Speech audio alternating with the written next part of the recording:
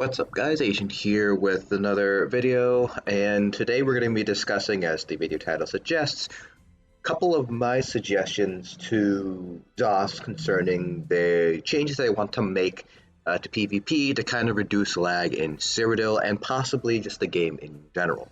So for those guys who are not aware of what they're doing, I have a link in the description below to basically the tests they're planning on doing in Cyrodiil. Now, the test they are planning, just kind of briefly going over them, basically entails introducing either a global cooldown to all AoE abilities of 3 seconds, or including a per ability cooldown of 3 seconds, or an increasing sort of ramping cost, very similar to how Streak works with Sorks. So those are the 3 different things that they are going to be testing out in Cyrodiil to see whether those changes end up reducing server load and therefore reducing the amount of lag that's happening in Cyrodiil and possibly in PvE instances as well, although it does seem like Cyrodiil is their biggest concern right now. So obviously the 3-second cooldown did get a lot of flack from the player community. Now these tests have not gone live yet. They are currently on the PTS, but they're not being pushed onto the live server until August 24th when Stonethorn, the DLC, is released. Now, the 3-second cooldown has kind of gotten a lot of attention because it pretty much harkens back to sort of more traditional MMO sort of playstyles where each skill has its own cooldown. You know, like a skill A might have a 5-second cooldown, but skill B, because it's stronger or it's an AoE, might have like an 8-second or a 10-second cooldown. And what really sets ESO apart from these other MMOs like World of Warcraft and others is the fact that ESO does not have per ability cooldowns or even cooldowns in general. The only thing you're really limited by is the global cooldown, which is just 1 second per ability or 1 ability per second, and your overall resources. As long as you have magicka or stamina to sustain, you are able to basically cast as many abilities as you want with no worry about cooldowns. So this change is basically a fundamental shift in how combat is going to be played, at the very least in Cyrodiil. Obviously, a lot of people play ESO because of the different combat system that it has in place. I know it gets a lot of flack from a lot of players because of all the weaving you have to do to be good in PvE and all of this stuff. Some people did harp on ESO's combat system when it first came out, but I personally think that ESO's combat system is in a very good place. It's in a very unique place compared to other MMOs, and I would like to see it preserved as best as possible. So here are my personal recommendations, what I think might work in terms of reducing overall server load and help reduce the lag issue in Cyrodiil. Now, I will put out this disclaimer now that I am not a coding genius. I did not go to school for computer engineering or software engineering in general. I am not a game designer either, so I'm not really 100% certain what the game balance kind of changes might be. I have some idea, obviously, as a player, but it's not really something that I went to study for. I went in to study statistics, basically, is what I am in for. So I don't really understand the nuances behind implementing code and things like that. I am interested, obviously, in computing because that's just something that I do as part of my studies, but I am not a computer engineer. So the first recommendation that I would have is something that they've already actually in the game right now, and that is just to completely eliminate CPs from PvP. This, I think, is going to be just as controversial as introducing a 3-second cooldown for each ability, mainly because without the CPs, things change. You don't have as many resistances, you don't have as much damage. It'll feel slower for sure. However, if we think about it, there are already non-PvP Cyrodiil campaigns. I believe Battlegrounds is also non-CP. I believe dueling is CP enabled there. But if you think about it, by basically removing CP from the server calculation side of things, you're getting rid of at least a couple of calculation steps. So for example, you'd get rid of things like how many additional crit resistances do you get from adding in CPs? You get rid of, okay, what about damage done modifiers, and then you're getting rid of damage mitigation modifiers. So I think by removing CPs and just making PvP in general non-CP, you'll get rid of, at the very least, some of the calculations that are happening behind the scenes and hopefully end up reducing server lag. And this is already something that's already kind of in place here. We already have non-CP Cyrodiil campaigns. Again, I believe Battlegrounds is non-CP.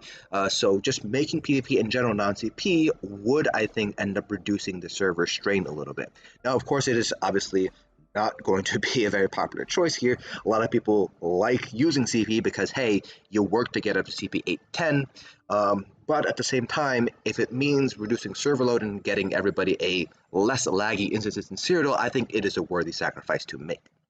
Now, these next few suggestions really kind of boil down to one particular skill, or it's just a passive that they have. I want to call it a debuff, but it's not really a debuff. Battle Spirit is what separates PvP from PvE in general. Battle Spirit is a debuff that is placed on you whenever you get into a PvP scenario like dueling, Battlegrounds, or Cyrodiil, and it basically adjusts a bunch of different factors, damage, kind of health, things like that. So for example, one of the things that Battle Spirit does is that it reduces the amount of damage that your abilities deal to other players by, I believe it's 50%. Likewise, it reduces the amount of healing that you do to other players by, I believe it's 60%. It could be 70. Not really, not really well versed in PvP stuff. But Battle Spirit exists, and it exists already as a way to kind of differentiate PvP combat experience from the PvP combat experience.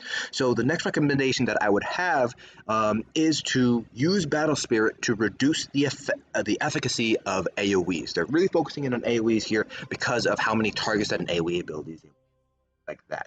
The general idea behind the changes that they propose is to kind of disincentivize people from running AoE abilities. So, for example, if you tack onto Battle Spirit while you're in Cyrodiil, Battlegrounds, whatever, in the PvP-oriented areas, basically, that all of your AoEs get a 33% reduction in efficacy. So, if your AoE would normally deal, let's say, 3,000 damage in PE per tick, in Cyrodiil, you already get 50% reduction, so it's cut down to 1,500, and then if you get on top of that another 33%, that gets cut down to 1,000 damage instead. So effectively, you get about a 66% reduction there if you're dealing 3,000 damage. So it should be work out to be a roughly about a 33% overall efficacy of your AoEs, and that would apply obviously to healing and DPS and damaging abilities. Of course, this doesn't remove the fact that multiple people can just run a bunch of AoEs, but it does disincentivize you from running AoEs because they're obviously going to end up being weaker. Now, of course, this does come with the balance change, of course, that AoEs are going to be weaker. So that does change how PvP operates. But considering that we already get patches, once every 3 months or something like that, and the PvP meta does shift sometimes based on those patches, I think this is something that a lot of PvP players, a lot of PvP theory crafters will be able to get around if they introduce this reduction in efficacy on Battle Spirit. Kind of tied to that, you could also tie something like a reduction to a number of targets that can be hit by AoEs by using Battle Spirit. So for example, right now in PvE, a lot of AoEs will hit basically anything that is within the AoE, exception of certain healing abilities. For example, Common Prayer will only hit 6 people at once. I believe Healing Springs will be able to hit 12 people at once, unless they didn't change that. It used to be 6, I believe they changed it to 12. But things like, Lightning Flood, Blockade, those can hit pretty much anything that is within that AoE. So if you have, let's say, 50 enemies that happen to be within your Lightning Flood AoE, all 50 enemies will get hit. What I think they could do instead is win Battle Spirit, because again, Battle Spirit is what separates PvP from PvE. You could introduce something like, while you're in Cyrodiil in any sort of PvP scenario, the maximum number of targets that can be affected by any AoE is 6, 4, something like that. 6 people would probably be the best sort of middle ground there. And of course, that is going to require them to recode, I think, the AoE abilities. So let's say you launch an AoE on a group of 10 people. How is the server going to know which 6 people are going to get hit? Is it going to be random? Is it going to be based on how much health they have remaining, as a percentage base, and so on? So I don't think that again, I'm not a computer engineer, so I don't know how many more calculations you would have to do to kind of adjust for that, selecting who gets the 6 heals, who gets the 6 damage, compared to, having the server calculate out, okay, I need to do 50 calculations because 50 people in this Balzar group are getting hit by AoEs. But that's something you could tie into Battle Spirit instead, so that way in PvE at the very least, in trial instances, you're not losing efficacy on your AoEs that way. So again, tying it back into Battle Spirit. Battle Spirit is there for a reason. Make use of it, please, ZOS. One of the big things that a lot of people complain about is that PvP and PvE are balanced together when there's already an existing buff that you can use to balance PvP and PvE separately in the form of Battle Spirit. This next one is going to be, I don't think it's going to be able to be implemented very easily, and that is basically reducing the group size in Cyrodiil down to 12 people rather than the full 24 that we currently have. This does not prevent people from basically making twice the number of groups and just having that Balzer group happen. But what you could do instead is for every person above 12, again, this is just something I'm kind of, floating off the top of my head. I don't know how easy it is to implement, but you could introduce something like a scaling damage debuff based on how many people are in your group. So for example, AoEs deal 100% damage once you have up to 12 people in the group, for example. Again, you could tie it into Battle Spirit and say you don't have it in PvE, but you do have it in PvP. So for every additional person you have past 12, so 13, 14, 15, you get an additional 5% debuff to damage dealt. So for example, if you have 20 people in your group, and so that's 8 additional people above 12, you'll get a reduction of 40% to any AoE damage that you deal, any healing that you deal as well, AoE in general. Again, that might be a little bit more difficult to implement because that does require more server calculations to implement that, but it does disincentivize people from running large groups because now everybody's damage is going to be affected by this. Again, I think in terms of the technical implications, that one's going to be the hardest to implement because you might not be able to tie it to Battle Spirit. You might need to create a new debuff, and of course now you have to do multiple server calculations per person. So even though you're disincentivizing people from running, Balzer groups, you're having a server do more calculations. So that might actually end up being a wash or even worse for overall server performance. But again, it's just an idea that I'm floating out there. People who are better versed with computer science and software engineering might be able to tell me otherwise, but I don't think that particular suggestion is actually going to help out the lag situation there. But those are basically the ideas that I thought up of that I think could help out with the server lag situation. Again, the idea here is to disincentivize people from running AoE abilities without compromising the sort of core of ESO's combat system, which is the fact that you can just snap out abilities one after another as long as you have resources. I don't think they need to resort to introducing cooldowns or anything like that to any either globally to AoEs or per AoE ability. I don't think that's necessary, and I think that is really going to turn off a lot of people from PvP, which is a really big drawing factor to ESO in general.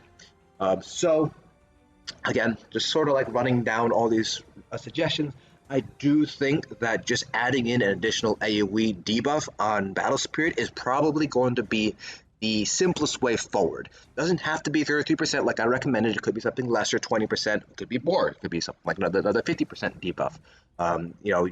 They can play around the numbers, tweak the numbers as necessary. That's why they're doing all these live tests. But with these recommendations, you wouldn't necessarily be running into the issue of fundamentally changing how the combat system works in ESO.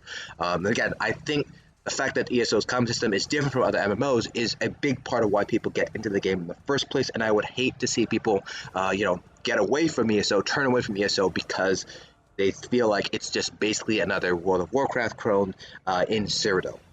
But yeah, that's pretty much it. I'll have my suggestions down in the description below for you guys, just sort of like a brief summary of each one, and feel free to make your own recommendations in the comment section here. I would recommend, instead of putting it here in the comment section, actually go onto the official forums, go onto the subreddit, and actually type out these recommendations to Zaz. Ideally, when they do these tests on the live server towards the end of the month, go onto the live server, go into Cyrodiil, and do /feedback, so that way you can give them feedback directly in the game. They tend to take that feedback much more seriously than they do things like on a subreddit or even on YouTube. So definitely, I highly recommend you guys try to think of these creative solutions. We're players, and a common saying that I've heard a lot of game developers tell me is, the players can think of things that the devs will never be able to think of. So maybe one of us would be able to think of an idea that, hey, really, really works, and kind of, it's a good compromise where it reduces the server load, at the same time it doesn't necessarily take away from the identity of ESO's combat. Well, that's it for this video. Hopefully you guys enjoyed, and I'll see you guys in the next dungeon.